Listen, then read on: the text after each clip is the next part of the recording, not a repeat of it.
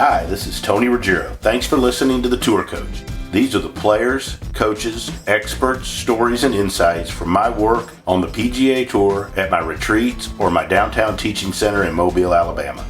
My goal is to shed light and share insights from the people who I've gotten to know and meet working on the PGA Tour and teach it through my career. And I hope this helps all of us play, coach, and teach better golf.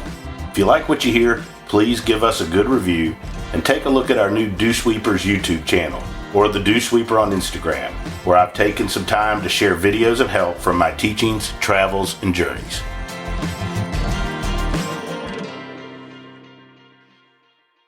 So here we are on the Tour Coach. One of the things I love to do, I think people know, is I love to mess around on Instagram, and I'm always piddling around and posting stuff. And one of the points of, this podcast has been to really kind of point out some of the cooler people and the things that I've found through, players, coaches, teachers, and people I've met, gotten to know a little bit through coaching and teaching and the travels. And one of them through Instagram and talking to my buddy here, Armando, from the Lee Trevino fan page, Lee's #1 fan page.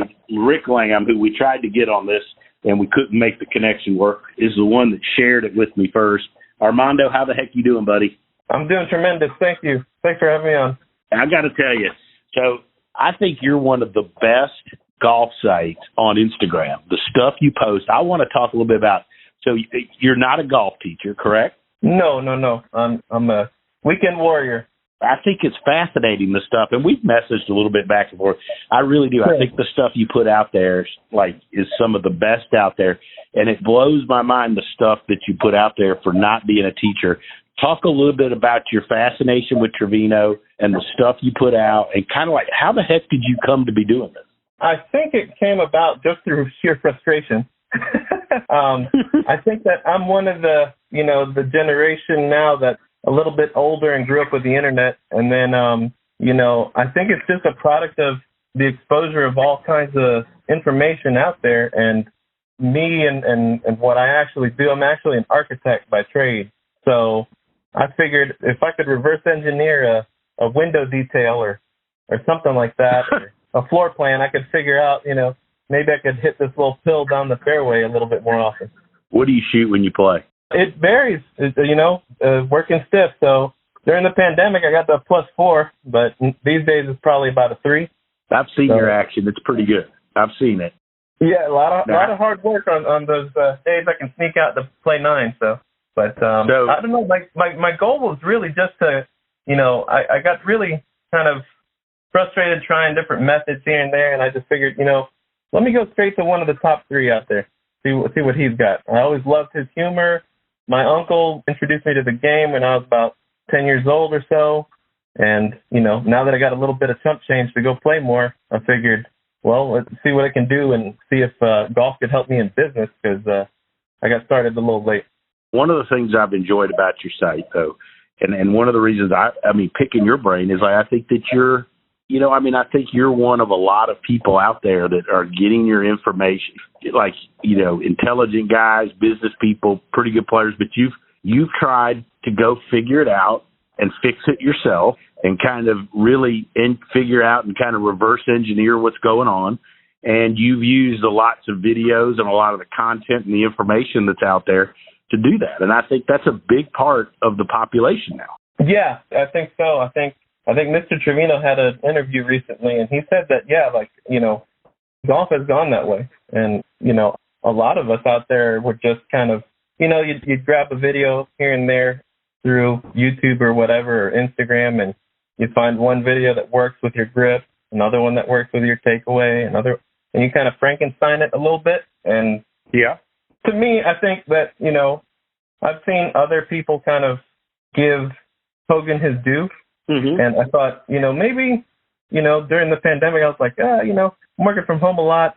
Maybe I give Trevino a little bit of his due, because, he was Hogan's club tester when he rose to prominence in the 70s. So that was a pretty cool, So I'm kind of trying to work out, figuring out how to put together a book for it. So and kind of see where that journey is going. So no, I'm going to buy that book. So you got one sold. Right? Yeah, I do have a little workbook out there that kind of breaks down, because his book is out of print, and so it's gone really high in price. And a lot of folks just reached out to me online. They're like, I love these little quotes that you post, and you know, a little bit of like, you know, kind of some of his swing theory and some of the screenshots. And, you know, I get on eBay and it's going for $200. And they're like, well, I'd rather, you know, go take a lesson if I'm going to pay $200 for an out-of-print book. So watching all these videos of Buck, right? Lee Trevino, Mary Mex. Yes. Let's start by talking about the things you figured out. What have you figured out through watching videos, and what's different? Here's what I'm curious about. What's different than maybe some from the stuff you figured out than like traditional lessons and stuff? Because you watch all the stuff that's out there. Heck, I know you do, because you comment on my stuff. It's like, I know you watch the stuff that's out there. Like, what have you figured out through watching videos and researching and doing this stuff with your kind of your fascination, if you will, with Trevino, that's helped you that maybe like traditional stuff people wouldn't figure out? That there's, well, I don't know. Everyone's feel is a little different, of course. But what I started with was just kind of going through in sequence, reading it all the way through once. He's got 2 publications. And, you know, the biggest difference I've noticed is that he's got a lot less moving parts. He's almost using the weight transfer and the momentum of the club and the momentum back to deliver the club, rather than trying to work out how many degrees your club is supposed to fan open, how much, you know, wrist cock you should add, how much wrist you should release. He kind of speaks more, a little bit more vague than that. And so I took it upon myself to kind of see, well, what did he mean, right? What is he trying to talk about? And so one of the really big things for me to realize was, you know, when people look at, you know, his swing, it's a little unusual. Well, what was the reasoning for that? Well, the reasoning for that, he just started from impact and he worked his way backwards. So he was trying to, at the time, with, you know, tiny little blades, right? Butter knives, a little bit bigger than the balata ball, a persimmon driver with, in many cases, a ton of loft and a lot of spin. Back then, the premium was, can you square that blade up? And so he worked it out to where he was trying to figure out, how can I elongate this flat spot? How can I get that as long and as, you know, facing the target as long as possible? And so, I love that, by the way. Yeah, I'm working it back from there. I talk about that a lot, and my good friend, and I'm sure you've seen me tag him on Instagram and stuff, Wayne Flint, when I was learning, he would always talk about the flat spot at the bottom, right? Yeah. You know, and about, you know, trying to leave that face. I always say, like, you're trying to leave that face in there and on that flat spot as long as you can, right? Yeah. And that's one thing I love about the stuff you're saying. Yeah, and that comes from him, you know. But, yeah, so, like, the flat spot, you know, he would say, you know, there's quotes out there of him saying, you know, the most important part of this golf swing is a foot before and a foot after. And that kind of ties into, well, if I'm just going to let this swing pick up the ball for me on the way through, how do I reverse that? And then that led to, okay, well, he opened up his stance not to just exclusively play a cut, which is what traditional, I don't know, instruction would encourage us to, like, you know, if you can open up that stance, well, you're going to allow, you know, the club path to be a little bit left of the face, right? But what he was doing was he was working off of this quote unquote brink of disaster theory. If he's aimed 40 yards left, he's not going to try and hit the, you know, the gallery. He's going to try and open up that. that would be an interesting British Open highlight video. But, you know, by doing that, that's allowing him on purpose to come from the inside. And the biggest discovery for me was just learning how to hit a full face fade from the inside, right? And then after you work out the flat spot, okay, well, the takeaway is encouraging that move to the inside. And, you know, I had to find my own way. Like his feel to kind of shallow the thing out was breaking his knees or kind of adding a little bit of a slide to it. And that kind of clued me into, well, wow, he really had passive hands all the way through. And, you know, who else did talked about passive hands. On a certain level, Hogan talked about it, but he also mentioned he wanted 3 right hands. So, you know, there's always that play of like feel. What did they feel? What did they actually do? You know, and I think that's where I love watching your videos on YouTube, where you know you kind of blend the philosophy of the flat spot, but also dip your toes into the tech, which is really an interesting method or methodology. You know, I think for players now, and this would be a good question for you, right? Because, like, certainly teaching somebody like you that's a good player now, or a Rick Lamb, I mean, you have to be able to play, which I think the older generation, the Trevinos, were way better at playing golf, right? Yeah. I mean, I think they were way better at understanding their own golf swing and really better at figuring out what they had to do. Yeah. But I think that, you know, nowadays, I think the best coaches and the best teachers have the ability to use technology to explain and help people understand things, because you've got to, because everybody's got access to it. And if you're, as a coach, you're not able to do that, there's just going to be a huge part of the people that come to you that you just miss. You can't help them, right? But I think to help them actually play golf better, which, like you said, hey, I'm trying to get back to being a +4, right? I want to be as good as I can be. I think you got to do nowadays, you got to be able to do both, don't you think? Yeah, I think that, you know, there's 2 asks, right? If you got a patient coming in with a sore knee or someone clutching their chest, you're going to have 2 different prescriptions, right? You're going to have your diagnosis, and sometimes the player just needs, I think, a beginner player probably just needs 1 or 2 things to work on. And as soon as they, start hitting 2 or 3 more fairways around, they're coming back. They're pretty pumped, Yeah. The better player, I think all that tech really is to kind of get them back to what they were doing well, because those fields fluctuate. I always tell people when they say, like, one of the questions I get, because everybody calls me old school, but for a guy that's old school, I've got more technology in that building than anybody, and I mean, I got $100,000 worth of crap in there. But I'm always like, it's just interesting. Like I always say, where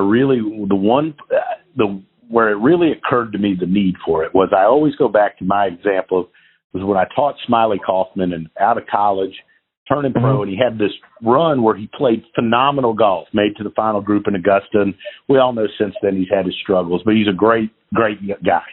Okay, and we don't work together anymore. But I always wish, like during that run, I didn't have a swing catalyst, and I really didn't have like a TrackMan that I used. Like I didn't have that much data. He had his feels, but then when those feels are gone and you start struggling, it's hard to get back, and it's hard to prove to them what they were doing too. Right. I always wish I would have had that for that case, and I think that's.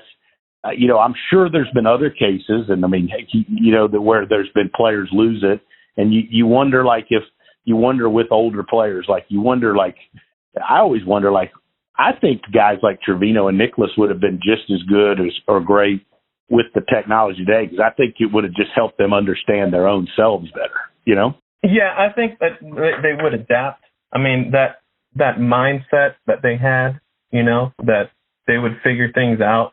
I kind of think, that number one, despite how much people downplay Nicklaus' short game, you don't get to where you are without tremendous skill. You don't turn a 75 into a 71 without some short game. Like, that's just right. And he's, one of the greatest putters of all time. And whenever they talk about Trevino, unfairly, they talk about his 2 bunker shots he missed, right? In the U.S. Open playoff in 71.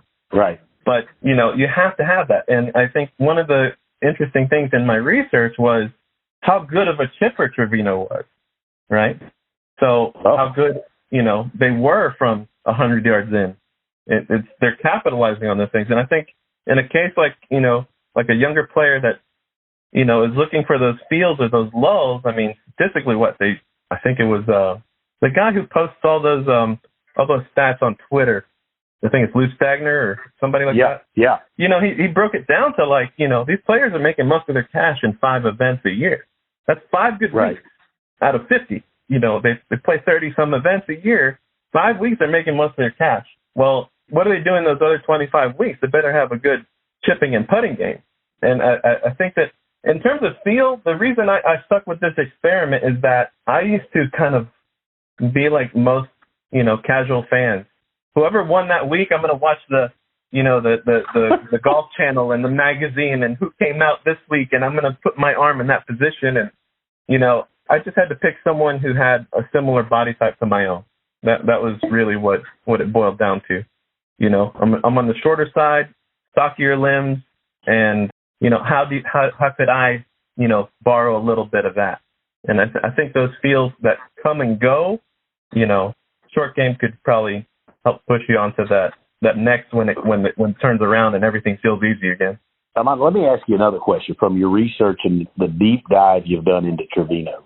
And sure. I'm curious about this with really all great players.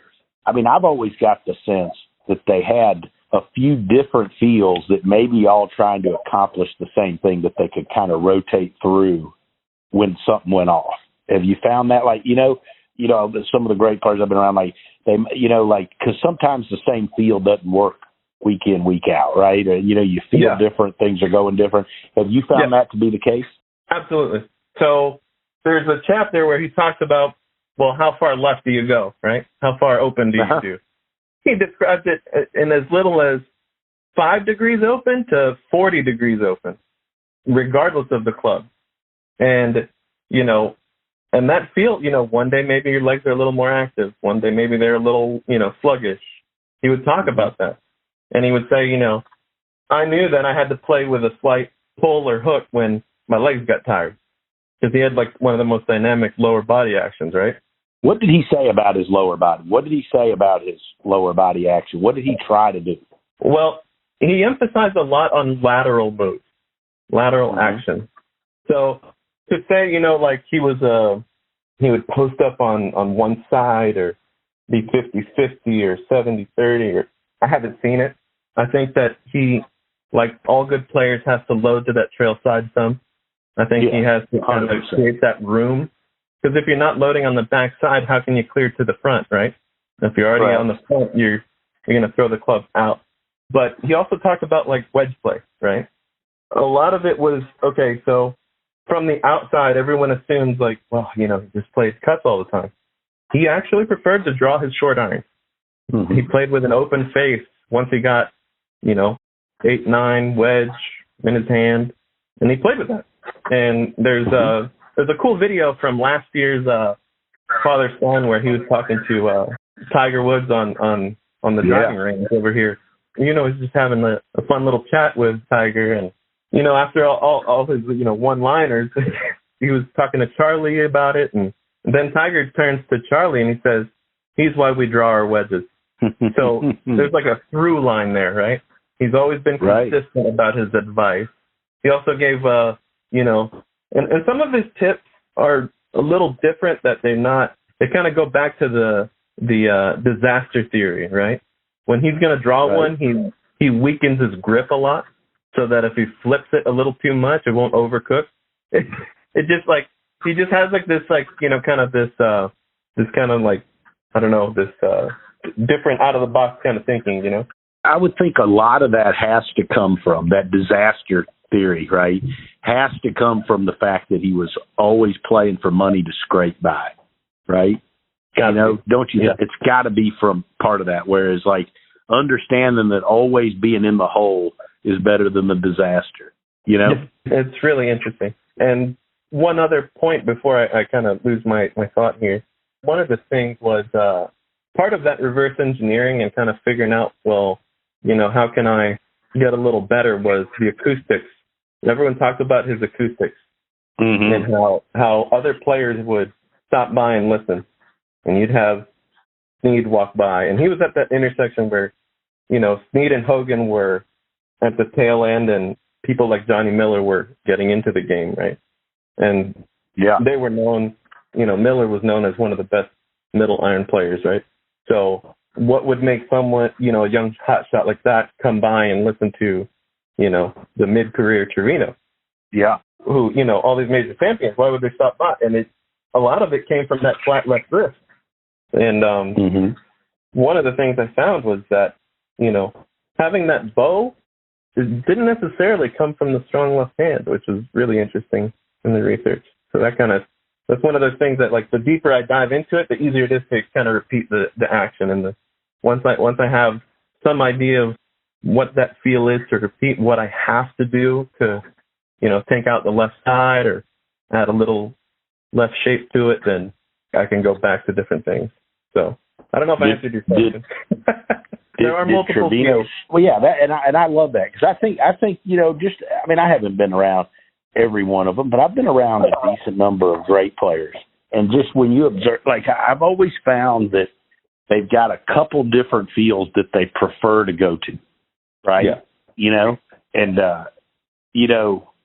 I just know from, like, my years with Lucas. I mean, there were a few fields that you just knew when things got, if things got a little shaky out there or you're a little bit struggling, and he'd go back to those fields because, they created him doing something that he liked, But I think that goes back to what we talked about in the beginning about, these guys understood their own golf swing, right? Yeah. And I think that, like, what you've done through reverse engineering and what I'm a big fan of for people listening to us is, like, I mean, everybody should go out there and start with impact and figure out how they got to control the face and make it go straight.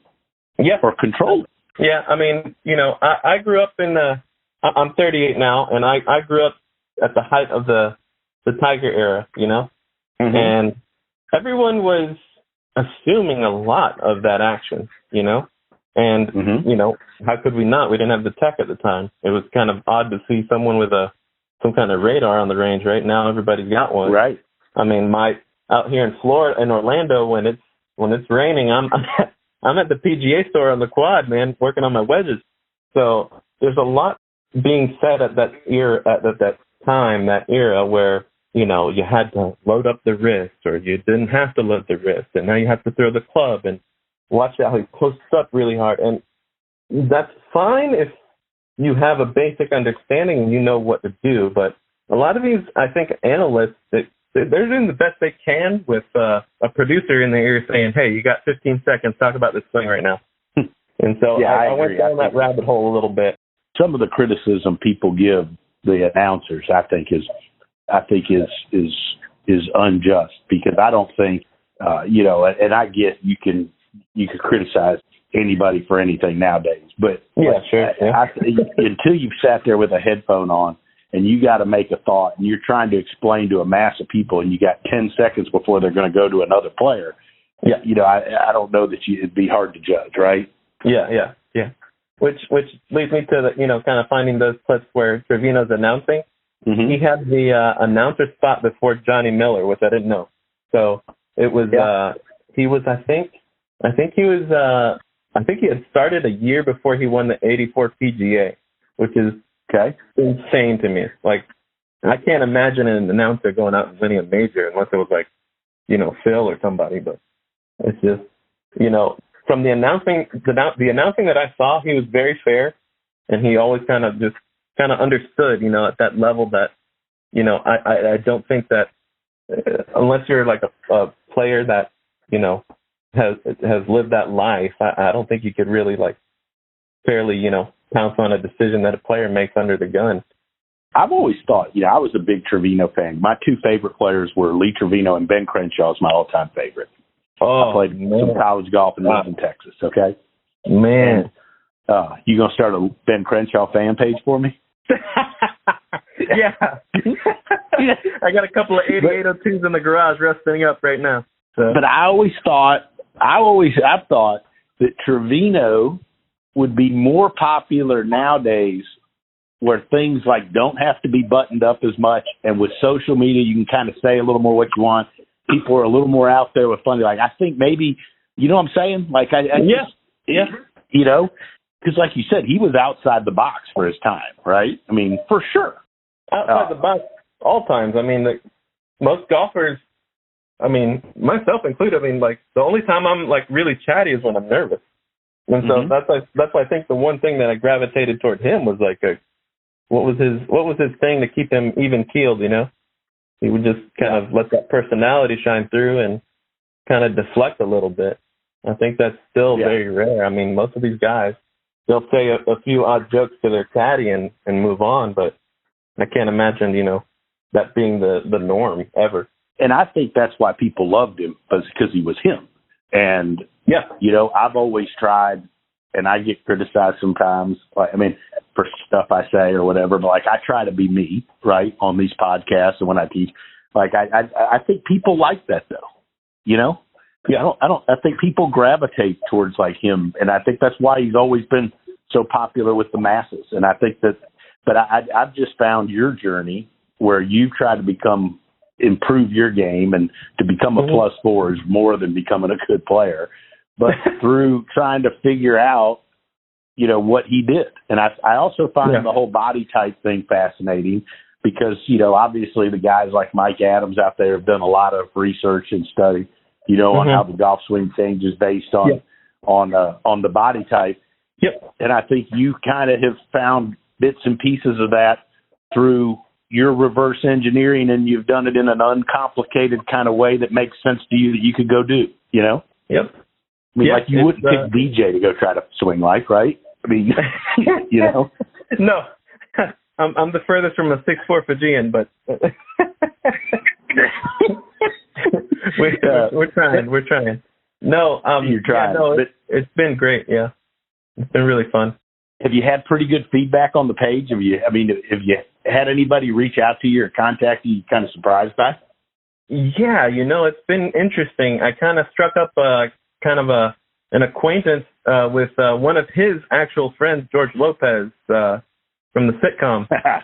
So he was like, man, let me share some pics with you if you want to kind of take a look, and we'll chat a little bit. That's been kind of a fun one. Other cool ones that have reached out, Claude Harmon, he follows us, and Butch also follows us, and it's been really cool to just kind of, we'll send each other kind of little heart statuses of the stories or whatever. But it's been quite the journey, man. Really interesting stuff. If you're getting Butch and Claude to follow you, you're doing some good stuff.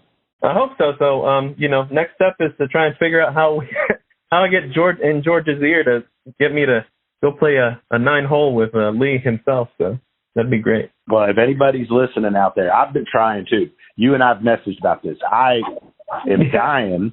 Rick Lamb and I are both dying. We want to go pick his brain and tape one of these podcasts, right? So if anybody out there is listening to Armando and I, and you know how we can get to go sit down with Lee, please let us know. Yeah, that'd be great. Yeah. All right. So what do you got? Where's your journey taking you next? Do you know? I mean, what do you got left to figure out in the golf swing? Is there anything that's still puzzling you that you're working on from stuff you found? Kind of where do you think this is going to take you? That's a great question. I have a good question every now and then. Most of the time it's all I'm just thinking about when I'm going to hit the next bucket of balls here before I got to finish the baby room. That's why we had to squeeze this podcast, and we squeeze it in between baby duty. Oh my gosh, yeah, he's on the way. He's on the way. Every time he kicks my wife, I'm saying he's practicing his backswing. He's trying to do the figure 8. No, the next journey is to just go through the local events here. Maybe try one of these qualifier deals. I'd love to do that stuff. I mean, the biggest thing for me is just if I can get out playing wise, because there's a big difference. There's a vast canyon between the range and the course, and you got to see that ball fly past trouble and stuff like that. So right, yeah, no, I mean, I just went. I won a 7 out of my 11 league little events at Disney over here. So I love it. I'm about to get Bobby locked out of my tour over here. Well, let me tell you, I don't want people to get too good at doing this, or I won't have a job. Don't worry. I'm really happy making theme park rides over here. So we're happy about that. Armando, you're the best. The Instagram handle is Lee Trevino's #1 fan club, correct? Lee Trevino fans at Instagram and on Lee Trevino fans. Yep, that's it. And give it a follow. We're working on it. It's my favorite. Literally, I comment on everything you put up, and I appreciate you. And I'll tell you what, we've learned stuff. I know Rick Lamb. He has gone to this. I've shared some videos with you before with really opening up his stance. He's a lefty, but really opening up the stance, playing that ball back to really flight shots and hit controlled. I mean, and it's pretty to watch. I mean, it just shows that we can all learn from stuff. And it's cool to me that somebody that isn't a teacher, though, went and figured this out. And then from the internet, the relationships we join. And hopefully next time I'm in Orlando, we can sit down and have a beer. Fantastic. I'll take mine IPA. I'll tell you what, I'll be happy to buy you one. That sounds great. But cheers, anyway, amigo. hey, I keep up all the great go. work. We'll look forward to hearing more from you. We'll do this again. Hopefully we do this with Lee sometime. 10-4. Thank you. Thanks for listening to this edition of the Tour Coach. I want to take a minute and thank Cordy Walker and Golf Science Lab, as well as my sponsors Shrixon, Buick, Bushnell, and Vineyard Vines for helping make all of this possible and helping me share my insights with you. If you like what you've heard, why don't you check out more on the Dew Sweepers channel on YouTube, as well as the Dew Sweeper on Instagram, or go to dewsweepersgolf.com to find out more about my teaching, my travels, and where you can find out more about me.